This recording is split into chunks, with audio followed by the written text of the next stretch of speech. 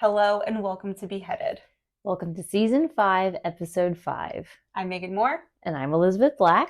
I kind of like that. Season 5, Episode 5. 5-5. Yeah. It's like when you see 11:11 on the clock, you make a wish. 5's still a lucky number. Is it? Like, what does it represent? Does it represent anything? Maybe...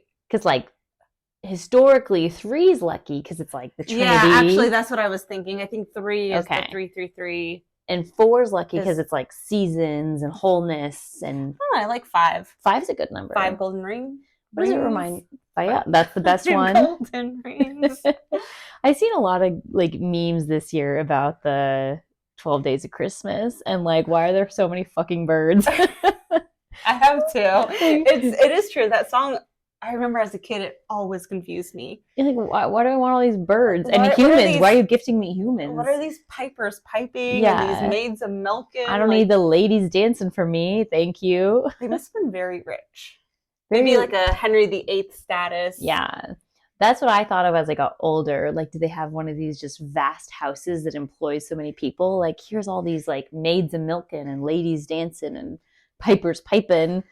Birds a singing. Yeah. The only thing I want is the golden rings.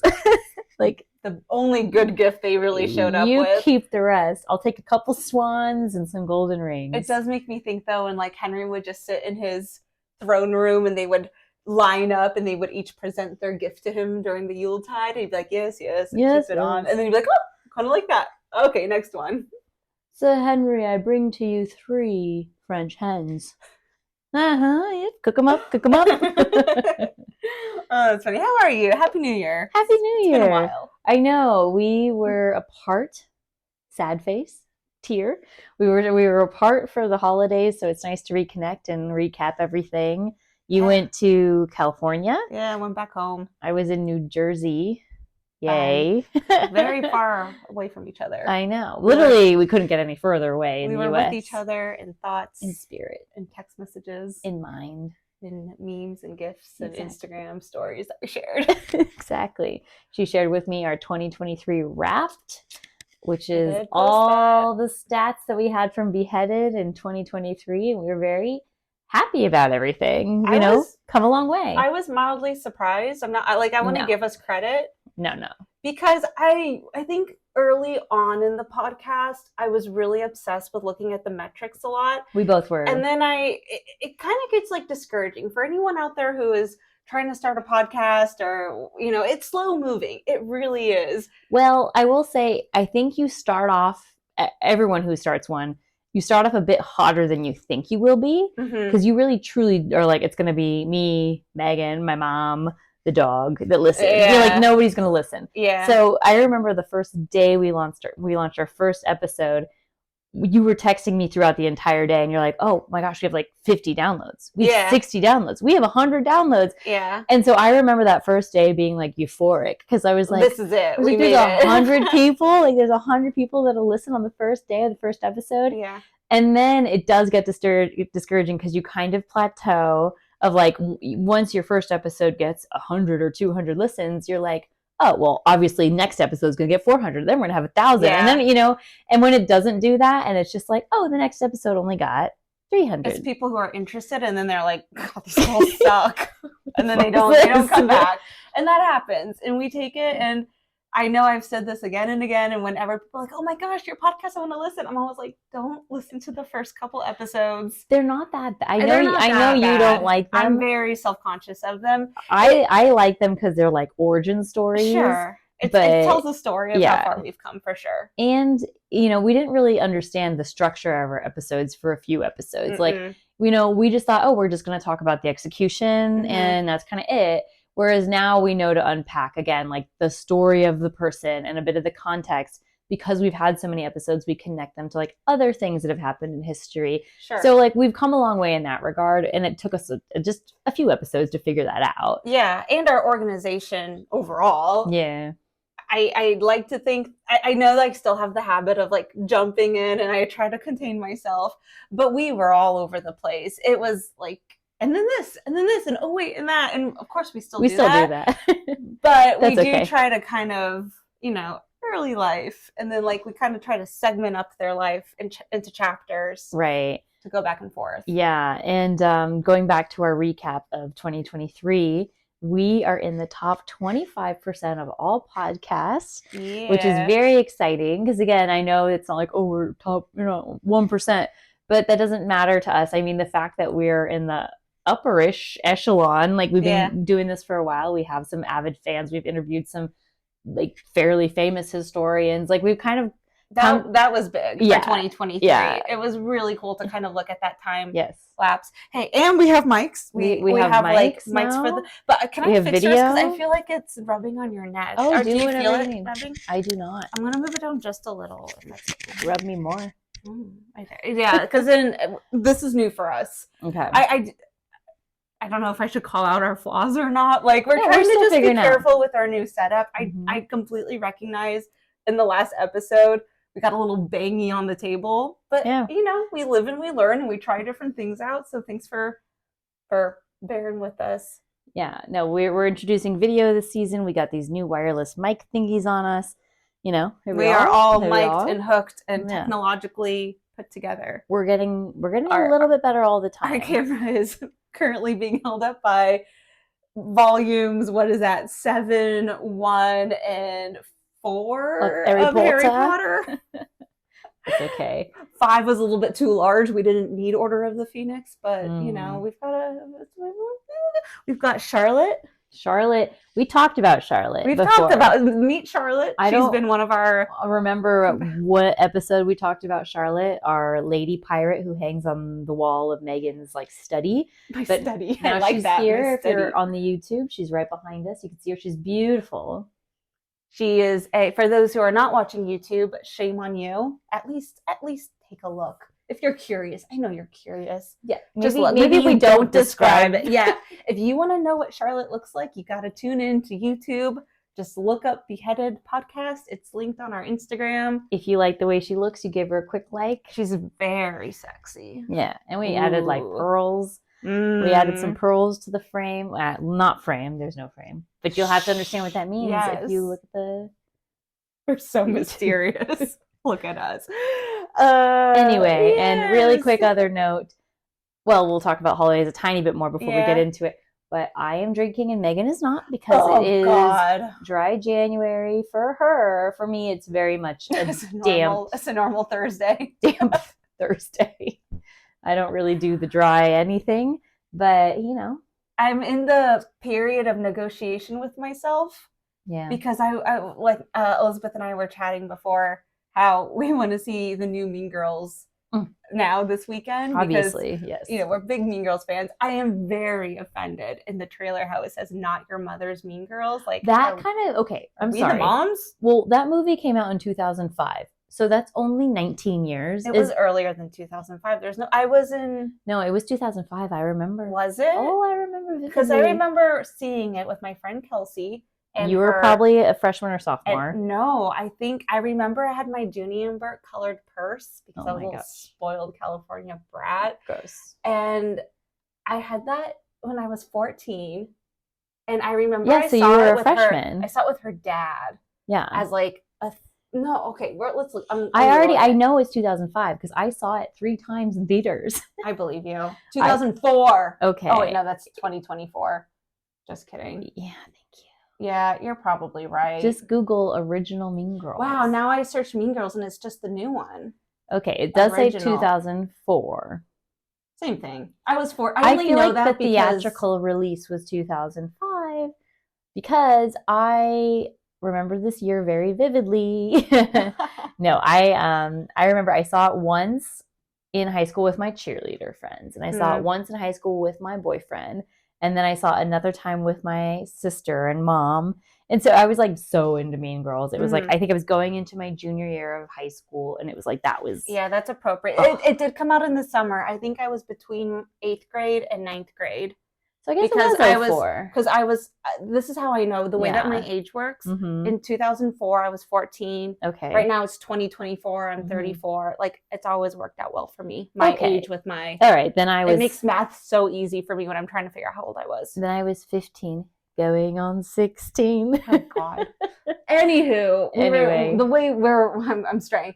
So we wanted to go see the new Mean Girls. Yes. And I'm like, God, that sounds like such a fun day because we have the day off from work. It's a holiday coming up. Mm-hmm. Our significant others do not, which is the perfect opportunity to like go have some lunch, Yes. day drink a little bit, watch Mean Girls. I was like, dang it. I gotta be sober. She has to be dry. I'm telling her to be a little damp. So I'm trying to negotiate with myself, like, okay, what if I do 2 weeks now, and then 2 weeks I'll add on a week This is your afterwards. rule. Just make your own rules. No, I'm competing with my husband, so I don't want him to win, and I don't want him to pull this out on me later. Mm-hmm. So the only other option I have is to sabotage him first. Oh, by leaving trails of cold beer around the house. Like one frozen pint glass sitting in the middle of the table. Yes. You know, with ice cold beer in it. With a cheeseburger next to it. Yeah, like a slider and a chicken wing. Yeah. You know, like just enough. Mm. If he's listening to this, then the jig is up. He literally is in that room. We hear him, I heard that from the next room. He bangs on the door. Dang it. Anyways, I don't know why. I do this to myself to prove I have discipline. You also do it because, not to sound like bigger drunks, but like, so that way when you start drinking again, it's more impactful. Like, there's a lot of benefits. Kind of restart, like, oh, one glass of wine gets me pretty tipsy. I wish. Well, the thing is we're all there. Like after the holidays, it's also my husband's birthday on January 3rd. So it's like, it's holidays, it's birthday, it's going out, it's traveling, it's seeing the family. It's all of that. It's the presents, it's the food. So it's kind of like we're dried up on everything. So by not drinking, we're saving money. There's really no, like, we're not, when we go out to eat, if we do go out, like we're trying not to go out that much, but if we do, it's like water's all around. Yeah. I'm a big fan of sparkling water, like the soda water with lime. That's true. That feels like a cocktail sometimes. It doesn't feel like a cocktail, but yeah. You know, in your hand. Yeah, and I understand that. When I was in New Jersey, we did, because again, Robbie's traditional Italian, so it's like we did Feast of the Seven Fishes and midnight sausage and peppers and like everything in New Jersey is food. And wine. Yeah, and the red wine and the red wine, you know, and his family loves whiskey. It's funny because I knew his dad loved whiskey, and so does Robbie. I love whiskey, but like the whole family, literally every present that was given was like a bottle of Basil Hayden. Like That's it was just funny. like, just pass it all around. It was like no Take one it and pass it to the left. Yeah, and I was so impressed with the number of old fashions I saw.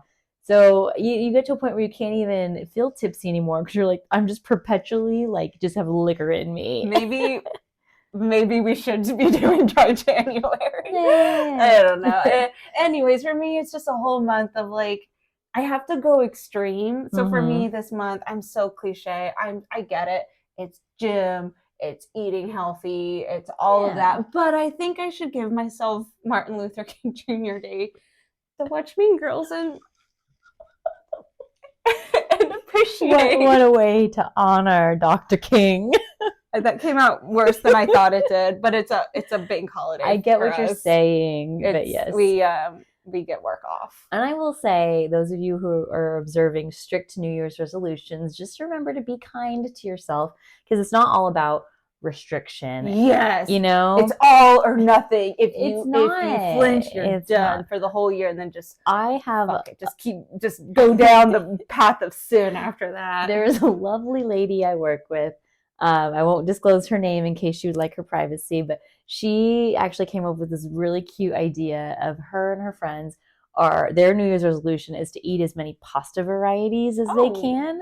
So they literally are keeping track all year. They have like a shared Google Doc and they're just keeping track of like, oh, I ate like rigatoni and fusilli and linguine. That's cute. And it's like a cute little thing that they do. And then they exchange like, where did you eat it? And like, it's like, it's not about like negative self-talk. It's about like, how can we still like enjoy each other, enjoy the new year and like make this fun? Me, I'm just like, it's like no carbs, no sugar. I'm only eating salmon, lean chicken breast, and vegetables.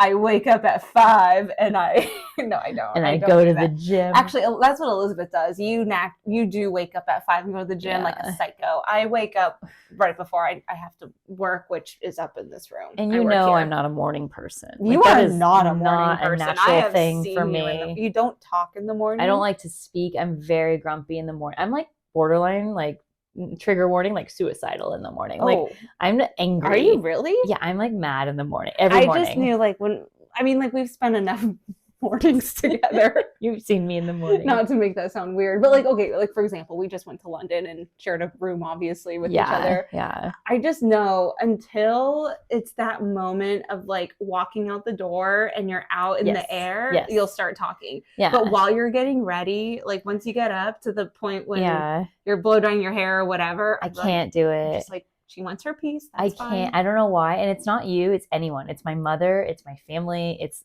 Robbie. It's everyone. Yeah. It's like, I just can't have a lighthearted conversation in the morning. I have to just be like, we're awake. If we need to talk, it's on a need to talk basis. Like, hey, are you using this? Hey, are you going in the shower first? Like, I need those types of conversations. Mm-hmm. Once I'm showered and like ready-ish and like it's time to get ready, I'm like, okay, now I'm awake. I'm alive.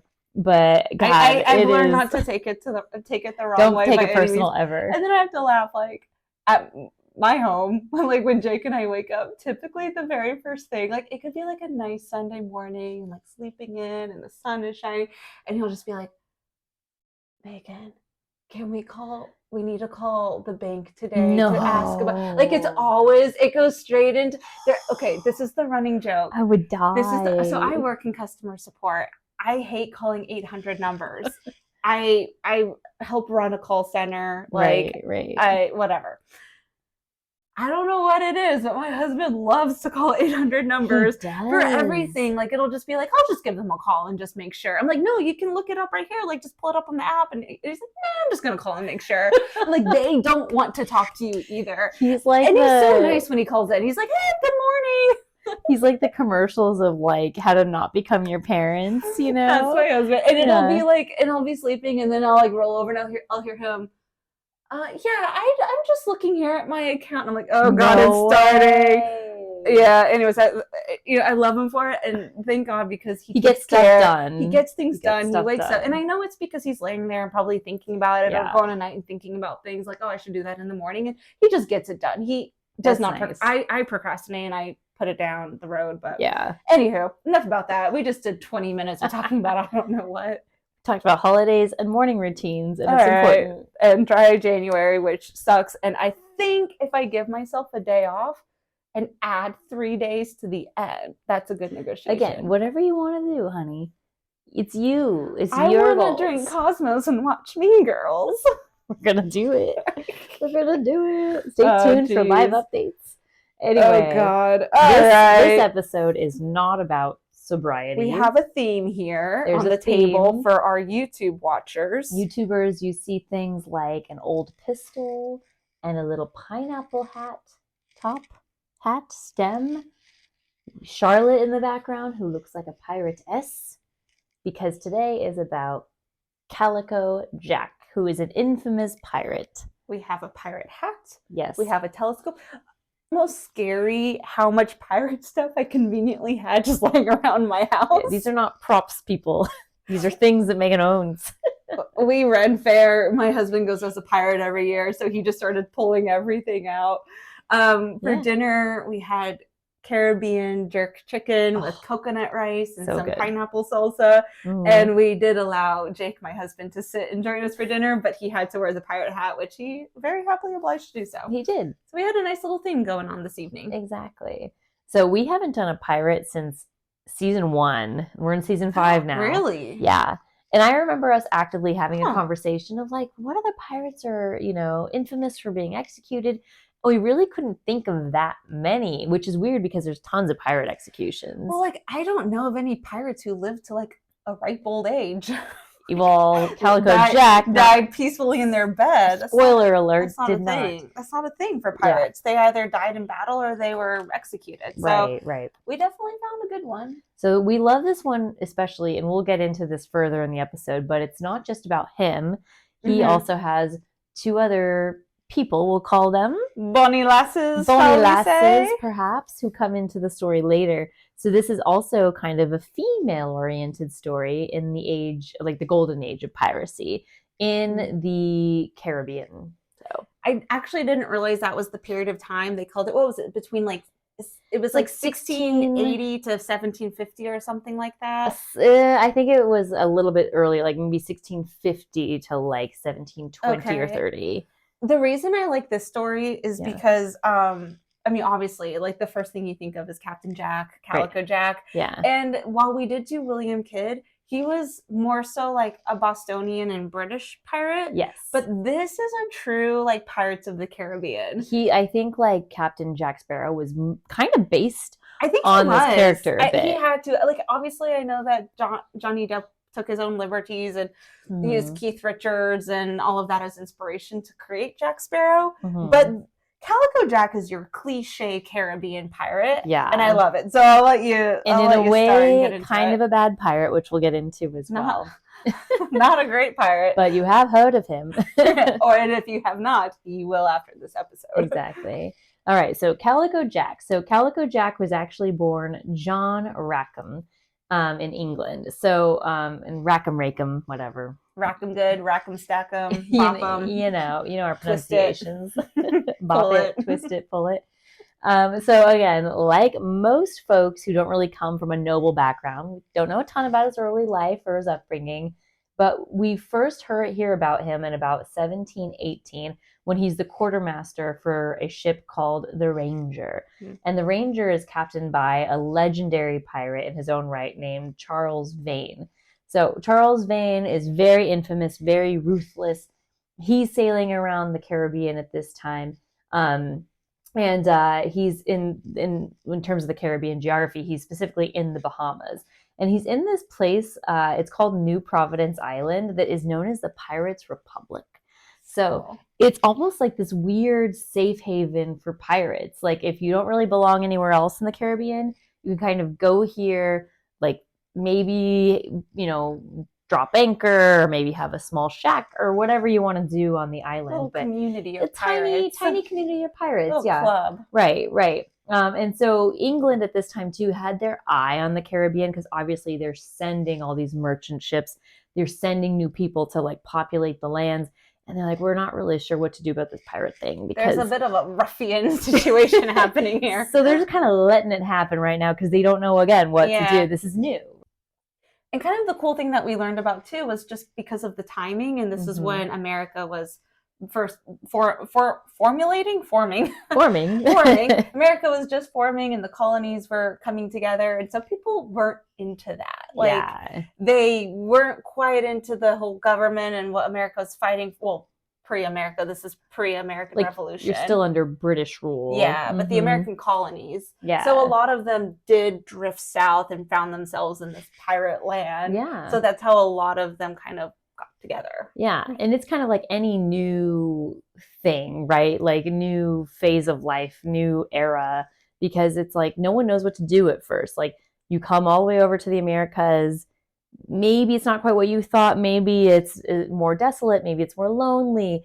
Maybe your ship gets hijacked by pirates and they're like, hey, you have a choice. Join us or, we're going to maroon you on an island. Like there's a million reasons why you could kind of fall into piracy. Yeah. And if you're at a point where you're maybe, again, not super set in a specific lifestyle, it is appealing because you're like, wow, they just kind of get to sail around. They port where they just drink and they have fun. And once they're on the sea, they take other ships and they get all this gold and plunder and then they just rum. Yeah, more rum and they amass new ships. Like it's an exciting lifestyle. And if you've already come this far, like you've already sailed to the Americas, you've already left your homeland of England or whatever country you come from, like this is, hey, why not? Like this is exciting, you know? Yeah. I don't know what I would compare that to today. Like it's not going off to college. Or like, I don't know if you want to like go to Hollywood or LA and start this new life, but not really. Like, but then you but then you have these big dreams, but then you accidentally somehow slip into the wrong path. And before you know it, you're like in the party scene and gets a little hardcore, and you're like, oh, I guess this is where my life took me. Yeah, that's a good example, actually. It's like you go maybe to Hollywood and you're like, well, I'm going to be an actor and I'm going to take this serious. I'm going to rent a small studio and have an honest job and take these auditions.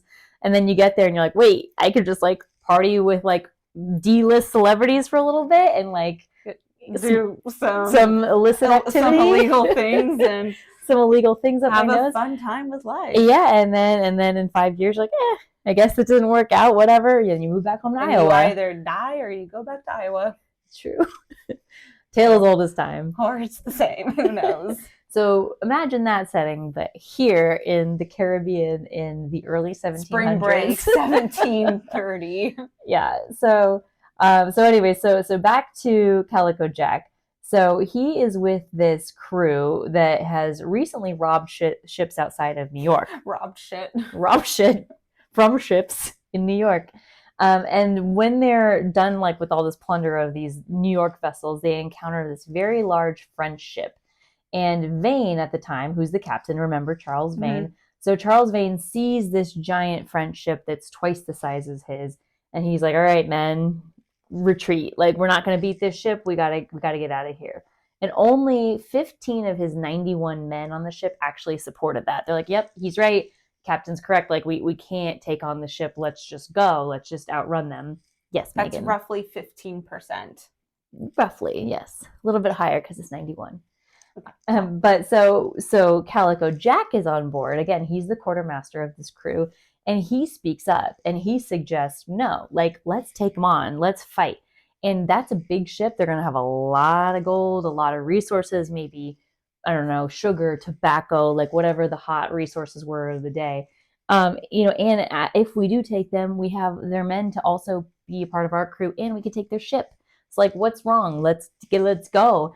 So the rest of the crew, again, roughly 90%, 80%, they're behind Jack. And they're like, absolutely, let's do it. But in this age, it's not a democracy on the ship. It's a piratocracy, okay? Is that a word?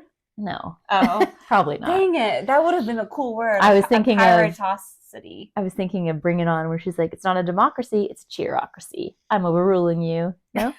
God. Yes. Speaking of Mean Girls and Bring It On, we're just giving you a whole new era of seeing a whole new side to Elizabeth here. Anyway, so they say, like, no, captain's word is final. So Vane wins this discussion and they retreat. But then not shortly after, at this point, it's November 24th, 1718, Jack kind of assembles the men and calls for a vote. And he's like, hey, we just witnessed Vane being a coward. Like, he didn't take on this battle. We could have had that ship. We need to do something about this. So he, in a very democratic way, got everyone together and he had a vote. He's like, who wants this guy as captain still? And Vane was ousted. They're like, sorry, Vane, you're not brave. Like, you're not the pirate we want. We want someone who's willing to fight for the things that we want. So they oust him, which wasn't terrible. It's not like they killed him or did anything crazy. They actually gave him a small ship of their fleet. They gave him like ammunition and goods.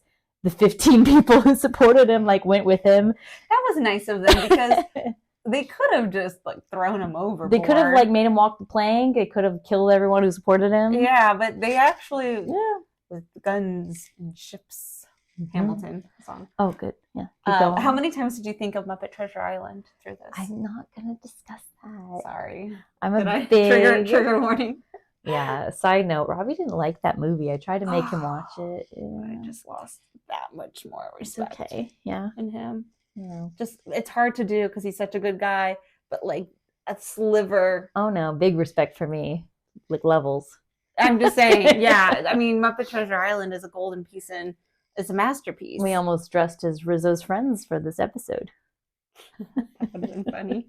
Anyway, so again, he sends Vane off with his supporters on this tiny ship and says, "You go, be free, little bird." So now Calico Jack is captain. And really quick, just to explain why he's called Calico Jack. Obviously, his birth name is John Jack. That's like a typical nickname. But Calico comes from his very like flamboyant dress that he started wearing.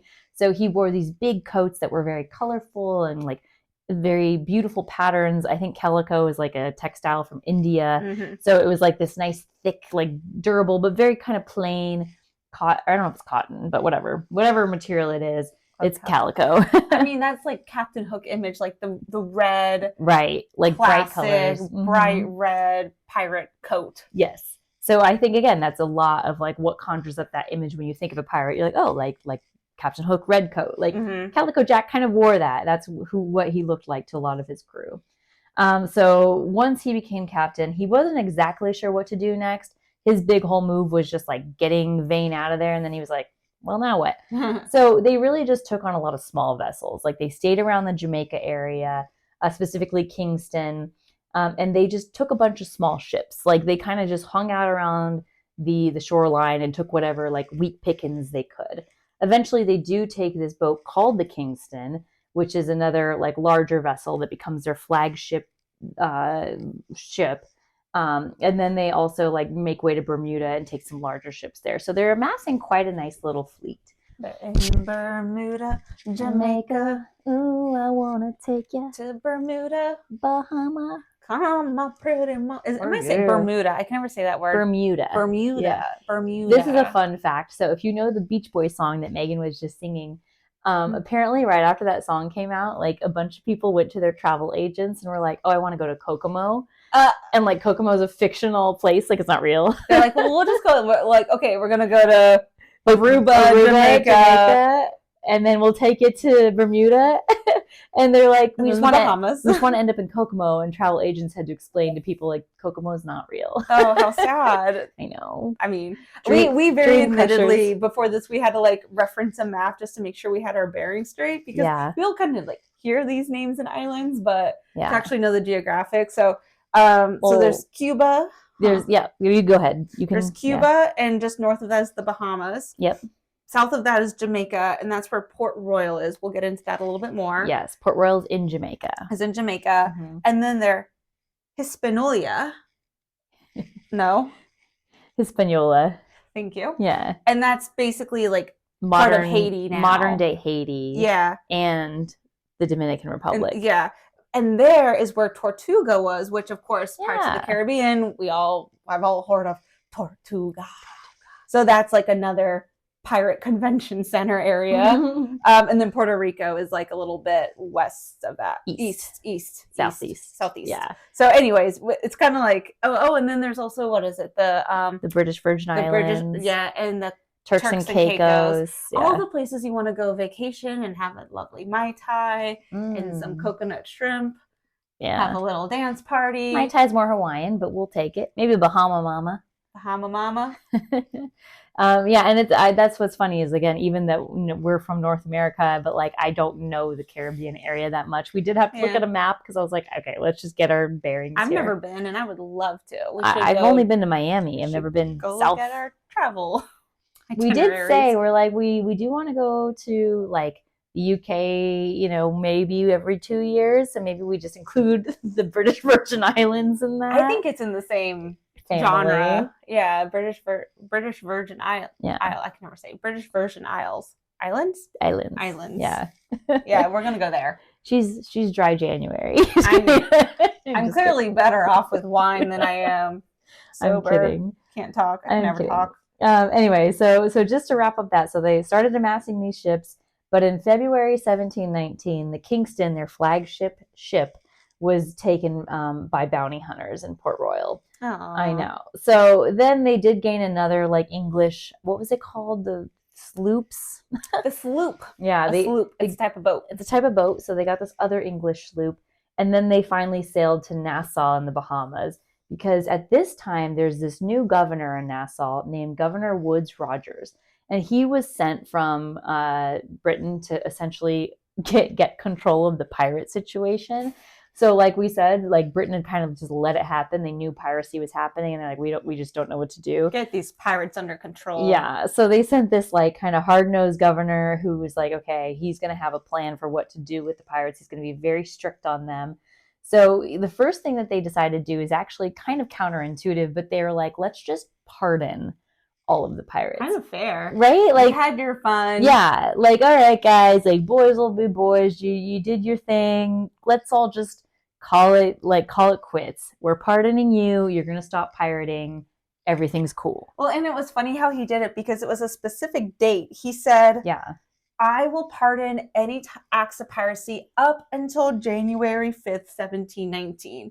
Mm-hmm. Anything after that, you're like, you can be convicted and tried and whatever. And hanged and all of that. Yeah. But basically, he's exactly your point. Like, he let them have their fun, Mm-hmm. but he promised them, if you come within the next year, anytime between now up until January 5th, and you like surrender and you admit that you've been a pirate, like no tricks, no traps. You're not, this isn't like a cuckold. Where I'm actually gonna give you my blessing and pardon you and be like, okay, but don't do it again. Yeah. And then go find a new career. Exactly. Good luck. Exactly. So Calico Jack and his crew decide to go there to get pardoned.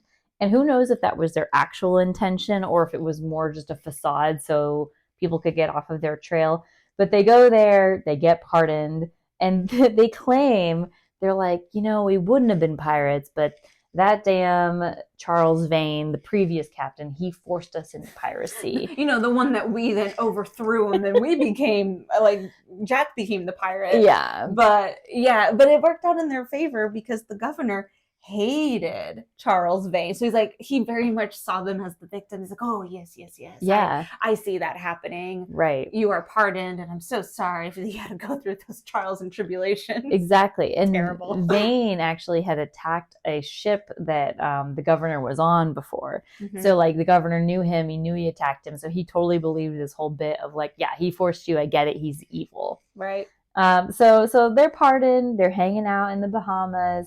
They're in Nassau. Is that how you say it? Nassau? I think it's Nassau. Because I think there's a county in New York that's also called Nassau. They say it different in the British accent. But Nassau. Yeah. But it's in the Bahamas, right? Yeah. He's chilling. He's having a good time. Good, in fact. He meets a lovely woman. Ooh. Sure, a lot of us have heard of this name. Her name is Anne Bonny. Bonny lass. The Bonny lass. And she is married. She's the wife of James Bonny, or Jim Bonny. Mm-hmm. And James is employed by Governor Rogers, the guy who just gave him the pardon. So he's kind of his buddy. Like informant. They're all in the same circle together. Mm-hmm. Jack has a full-on affair with Anne. Oh, yeah. And she gets caught. Yeah. And of course, it's the woman's fault, right? So, obviously. So her husband, James, orders her for a public whipping. Well, he finds out he wants her to get whipped. And the governor agrees to it and sentences her to a public whipping for adultery. Yeah.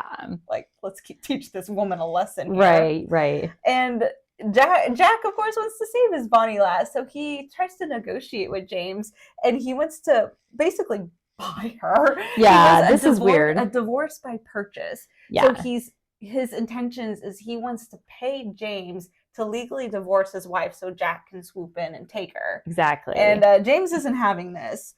And in fact, because he's buddies with the governor, now the governor's pissed off at Jack too. Mm-hmm. So they very much took sides on this. Right. Anne decides to just screw the whole situation. She runs away. She runs away with Jack. So they now have to flee their location in Nassau, the Bahamas, and they're on the run, basically. They just take a ship and they go. They just go. Yeah. Because he is now on the governor's bad side over this whole situation, he must have really liked Anne Bonny to do this. I think so. His pardon got voided for him and his whole crew. Mm-hmm. So they're back to the pirate life. Now they're really on the run because they're past now the date of being able to get pardoned, because this was all in December of 2018. 17. I went along with it. It's yes. 2018 is when they pardoned the pirates. Yep. No, 1718. So this was right at the look. I do love this about Jack. Yeah. He waited until the last minute for his fun and games of piracy until November, December, right, is when he finally made port. But he's all right. Yeah. So I'm anyways, ready. he missed the window, and now he's a full-blown pirate by law, legally, and not doing so great. Yeah.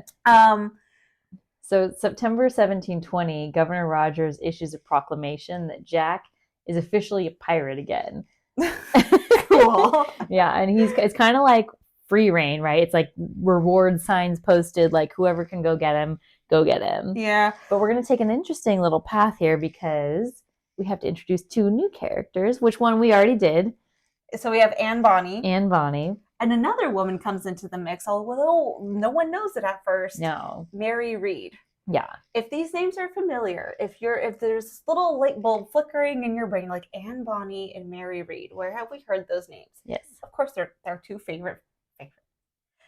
Of course, they're 2 famous female pirates. Yes. But her favorite is, you notice in the line at Pirates of the Caribbean at Disneyland. Is it in all the Disney attractions? I don't remember seeing it at Disney World. Those of you that are more familiar with Disney World can correct us. Or Paris or Tokyo. I don't remember seeing it there either. Even all of them. I don't know.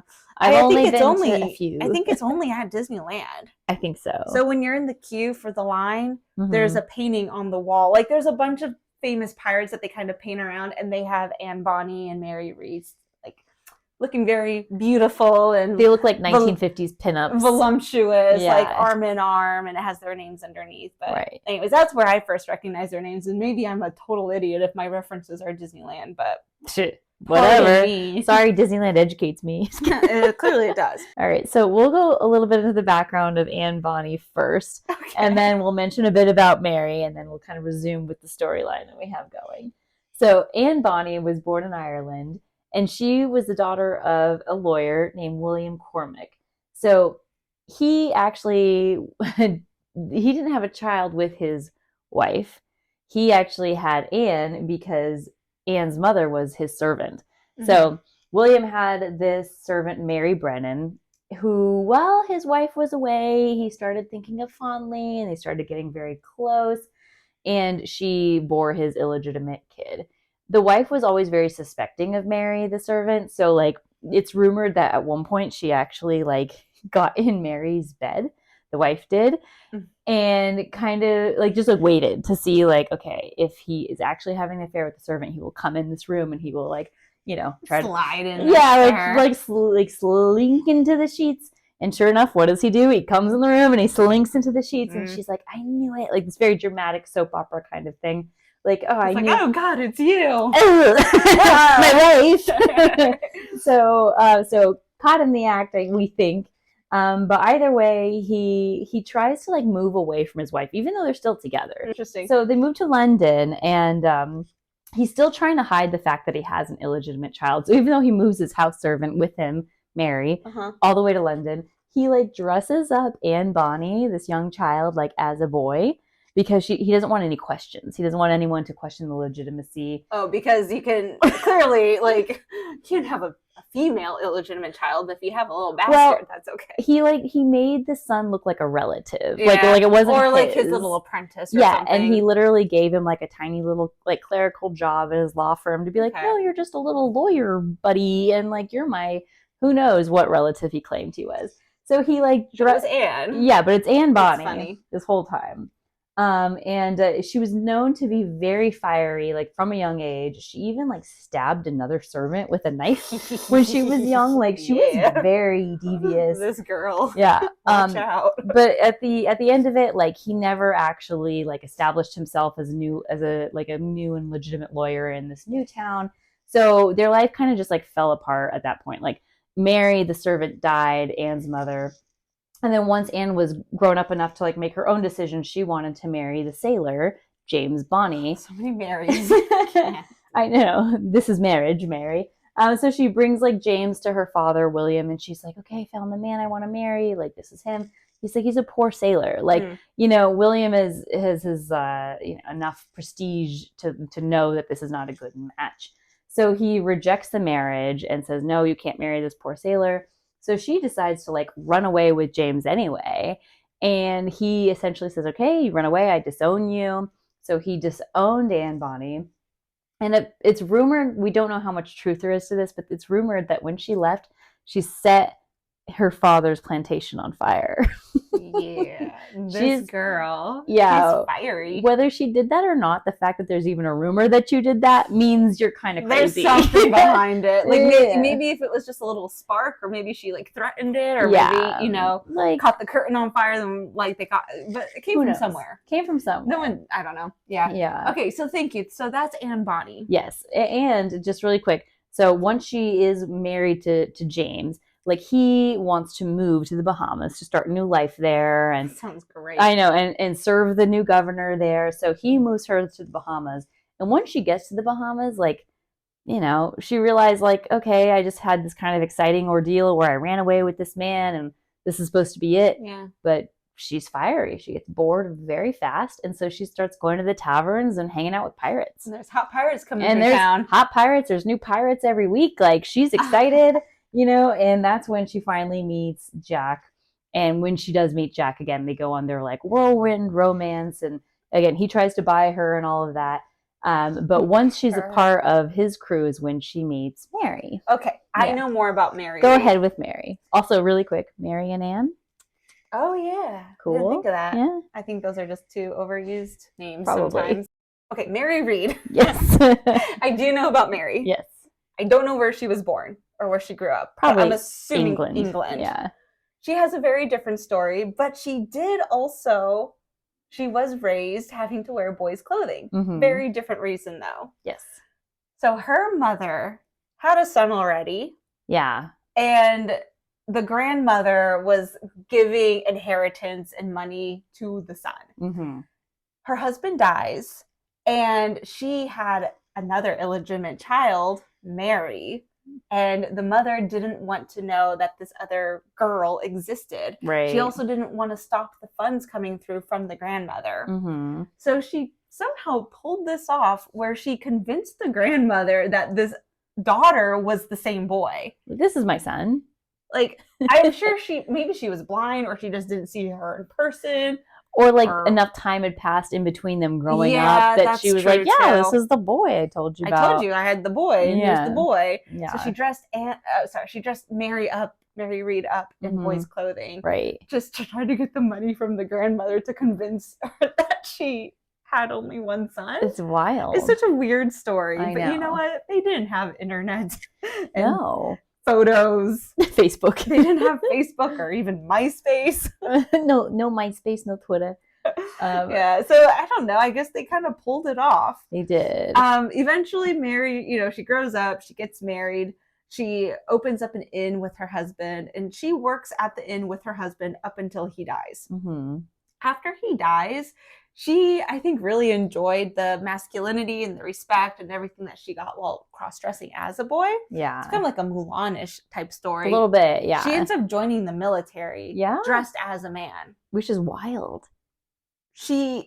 The ship that she was on in the military was conveniently taken over by Mhm. Calico Jack, Right. with Anne Bonny there. Yep.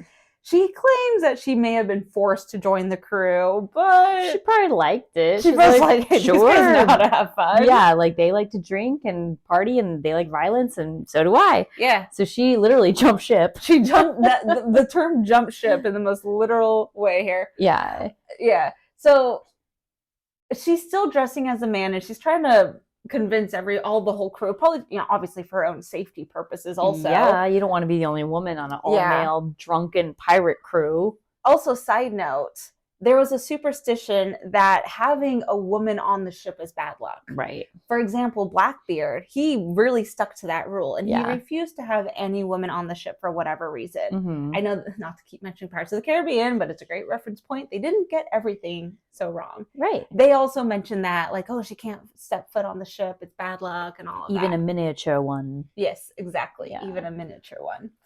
And really quick too. So like, again, when Anne and Mary meet each other, they both don't know the other one's a woman. Yeah. Right? Like they're so convincingly dressed in men's clothing. They're dirty. They're pirates. Like they don't know. Yeah, because Anne Bonny's also dressed as a man, Right. even though she's hanky-pankying with Jack. Yeah. Mary Read is dressed as a man. Mm-hmm.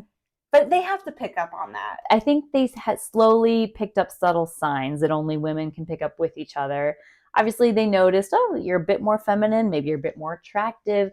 And it More actually, voluptuous. yeah, like your bosom's a bit Maybe fuller. she asks her for a maxi pad one day. Who knows? She's like, oh no, it's my lady cycle, and I'm without my items. I got no tampons on me. You got anything in? So eventually it comes out between just the two ladies that they are in fact women, and they held each other to such secrecy that it wasn't until Jack got suspicious, like Calico Jack got suspicious of Anne Bonny because he's like, hey, why do you like that pirate so much? They were spending a lot of time because they, of course, like as the only women, they become best friends. And they're spending a lot of time together. And what else is he supposed to think? What an idiot, right? Like he doesn't notice it's a woman. Exactly. So he gets very jealous of this quote unquote like man, like young man who's on his ship flirting with his lover.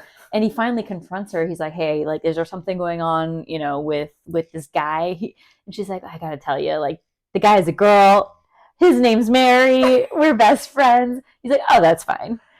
There is some say of perhaps Mary and Anne had more than just a friendship. Perhaps, yeah. There's also talk that once Jack discovered who Mary was, that perhaps the three of them had more than just a friendship. Right, perhaps it was a throuple. Yeah, you know what? They were pirates. They lived by their own Drinking ways a of lot. life. They did not do dry January, and they were not sad and boring.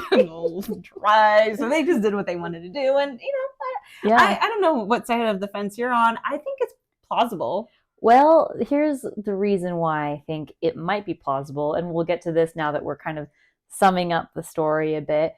But at the end of the day, like once all the pirates were taken in, and we'll get to this, Mary claims she's pregnant.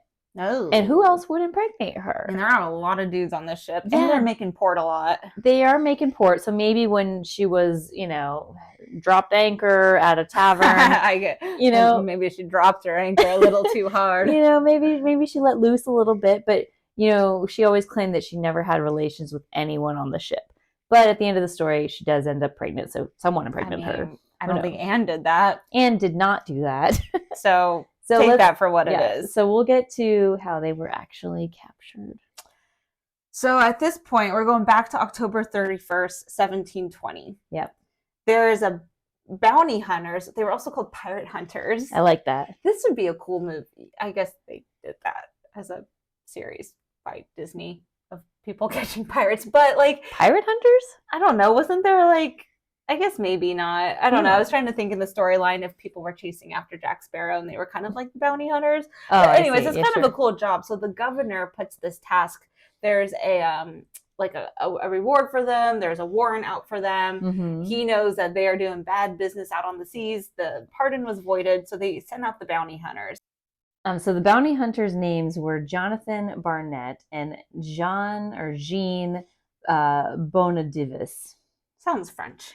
Right? It looks French to me. Lafayette. Jean Bonadivis. So they were the ones who were mainly pursuing Calico Jack. So by Halloween, October 31st, 1720, Jonathan and Jean discover Jack and his crew, like kind of just set up shop, like ported it at I think somewhere in Jamaica. I'm not exactly sure where. So of course, as soon as like they see each other, who are on the deck that are like trying to rally the troops to come forward and fight the pirate hunters? The women. Like Mary and Anne are there saying, all right, crew, like here they are. They're here to get us. Like we know what comes next. Like fight to the death. Let's go. They're the ones with all the courage. And the men are literally either too drunk from the night before or too scared because they're all just like hanging out below deck. We're good. Like this might just, you know what? We've had a good run. Right. Supposedly some of them did drop swords and they're just like, nah, I ain't got it in me tonight. So only the women were there trying to like get people to fight. Everyone else just kind of turned over and they exchanged some cannon fire. Like one guy was like, all right, he had one of those like swivel cannons and shot at the pirate hunters, but they weren't really putting up much of a fight. It was like some shots exchanged, nothing really that intentional. The women were trying to rally everybody.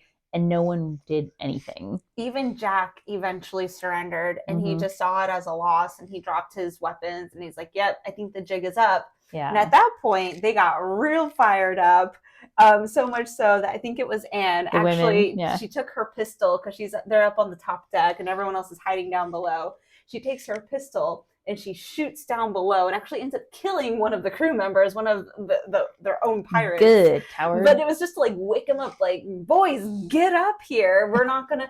And I don't know if you have the actual quote, but she's calling them cowards and whatnot, and ye men come hither and all of that. So right, it is. I love this turn of events where it's the badass two women who are there to fight till the end. Exactly. But they do get caught. They went in with high confidence and thought that they could do it, but unfortunately Jack was kind of right. The army was just too big for them. So they were caught and arrested.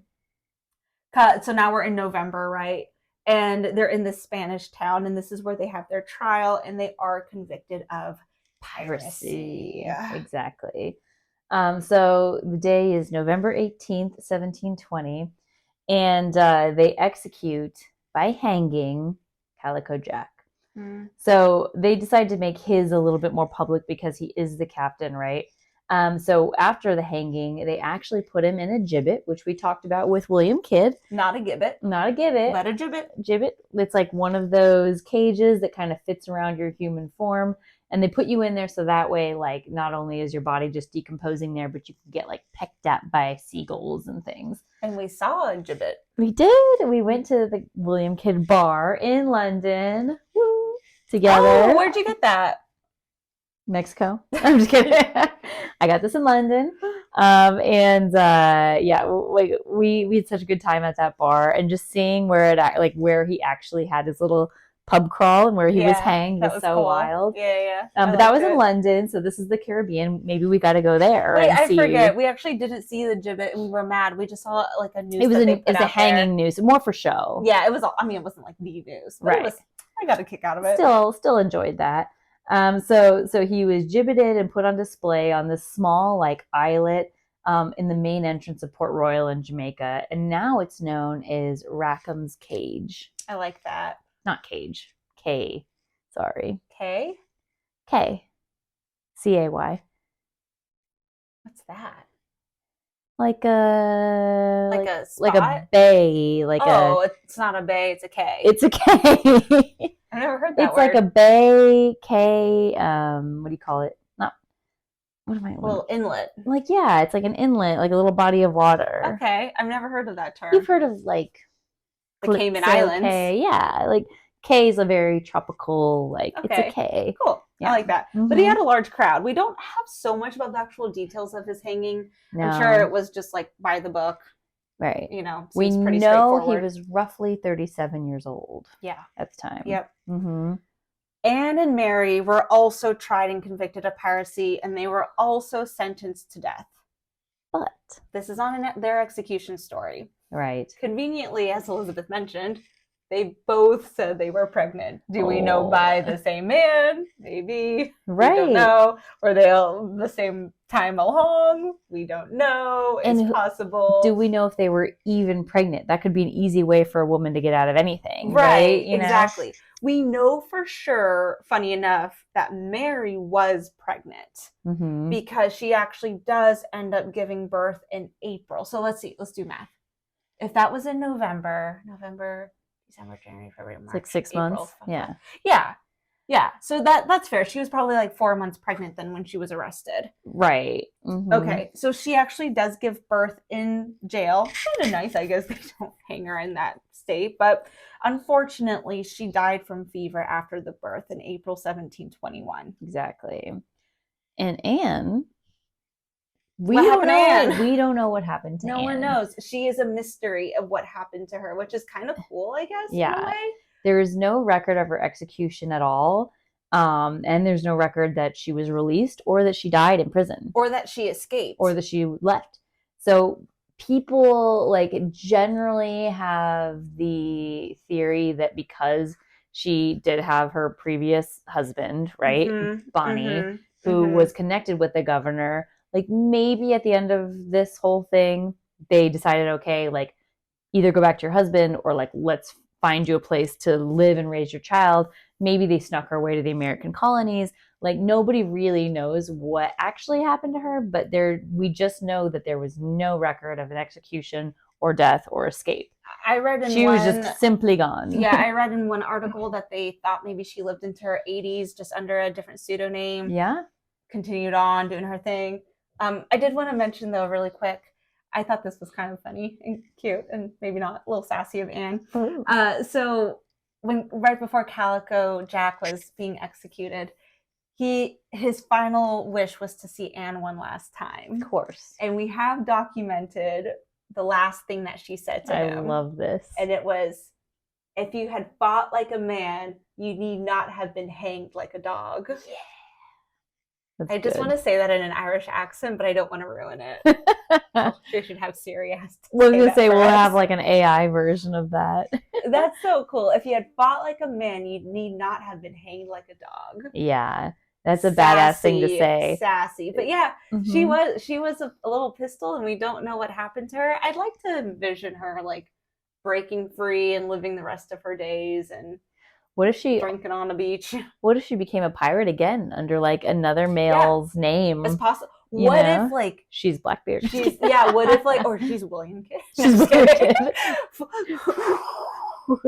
Twisting the story here, and we all come full circle. No, we don't know. We don't know.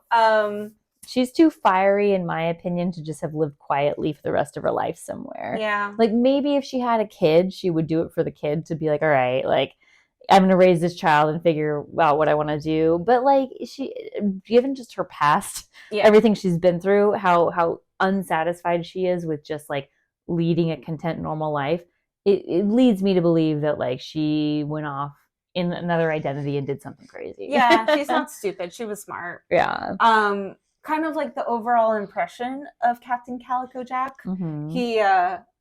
We've already kind of talked about he's very much like the cliche red coat, our pirate. Oh, yeah. Speaking of, I'm allowed one pirate joke.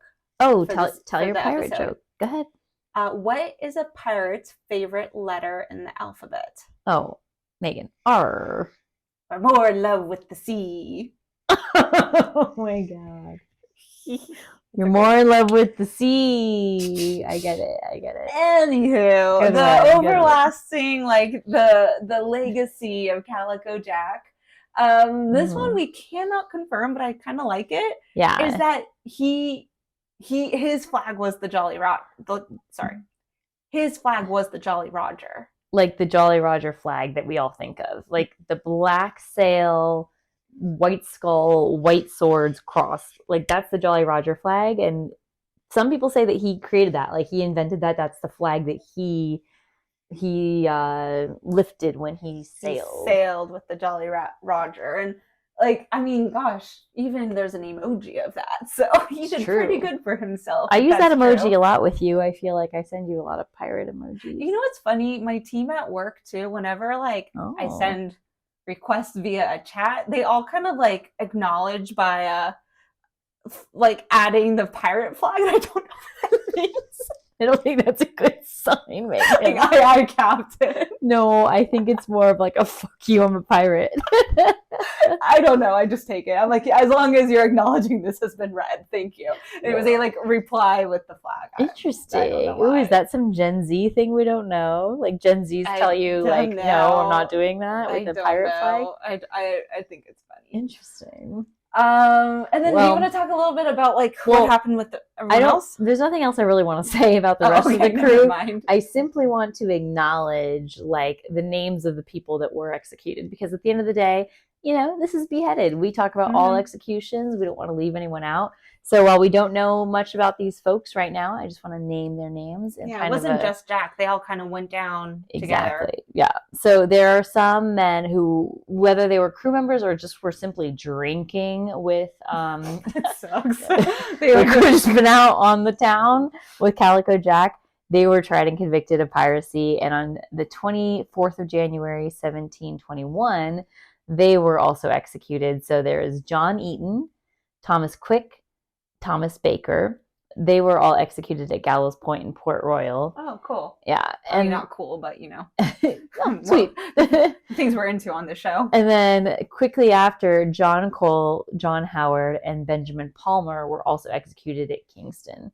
Okay. So just a little bit about his crew and where they went, because again, a lot of them relied on him for they wanted the violence and the pirate's life for me type of thing. The ship's master who went down was George Featherston.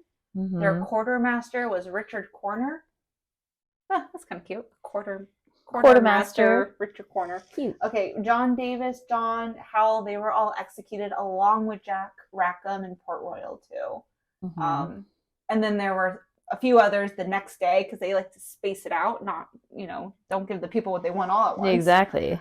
Patrick Carty, Thomas Earl, James Dobbin, Noah Harwood. What a nice name. Noah These are all like actor names. Noah Harwood. Oh, dashing, like an actor. Dashing fellow. He was executed at Kingston. I like his name.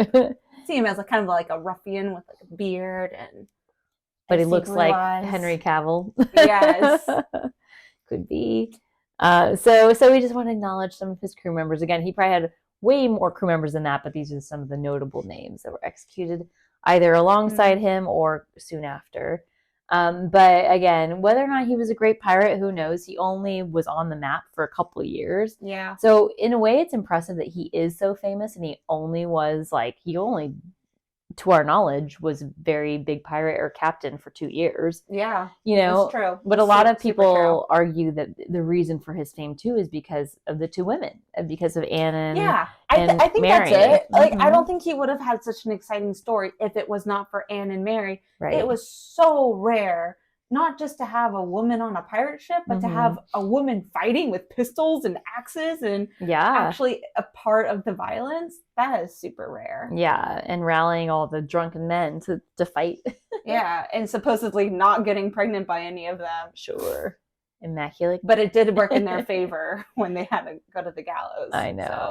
Okay, well, Elizabeth, for your final words. Yep. Before you walk the plank. Oh, I'm walking the plank tonight? Yeah, I think it's more for me. I didn't do my best in this episode. No, you did fine. You just need some more wine to calm you down. Yeah, so I'm going to make you walk the plank for that reason. Oh. Do you have any final cheesy pirate jokes for us? I have one for you. Ooh, I love it. Okay. How did the pirate get his Jolly Roger so cheaply? He showed his booty. Oh, that's pretty good. Is that not it? He got it on sale. The booty works too. The booty does work.